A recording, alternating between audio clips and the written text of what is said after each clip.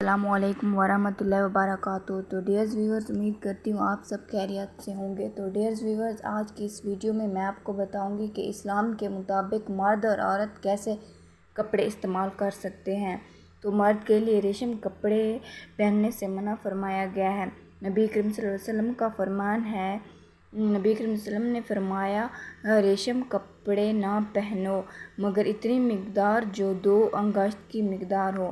آپ صلی اللہ علیہ وسلم نے اس کی وضاحت کے لیے 2 انگلیاں وسطی اور سبابہ اٹھائیں اور ان دونوں کو ملایا کہ اتنی مقدار لباس میں ہو تو مباح جائز ہے۔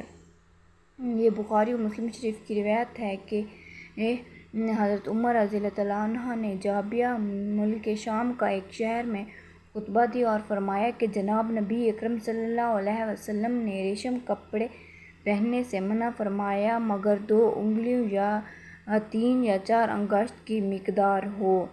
حضرت انس رضی اللہ عنہ نے حضرت عمر، انس ابن زبیر، ابو امامہ رضی اللہ عنہ اجمعین سے روایت ہے کہ نبی کریم صلی اللہ علیہ وسلم نے فرمایا، جس نے دنیا میں ریشم کپڑا پہنا وہ آخرت نہ پہنے گا۔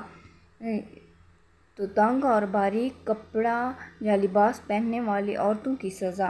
رسول اللہ صلی اللہ علیہ وسلم نے ارشاد فرمایا، جو عورتیں کپڑے پہن کر بھی ننگی ہی رہیں اور دوسروں کو رجھائیں اور خود دوسروں پر رجھیں اور بختی اونٹ کی طرح یعنی گردن کو اکڑا کر چلنے والی عورت کی طرح ناز سے گردن ٹیڑھی کر کے چلیں، وہ جنت میں ہرگز داخل نہ ہوں گی اور نہ اس کی بو پائیں گی۔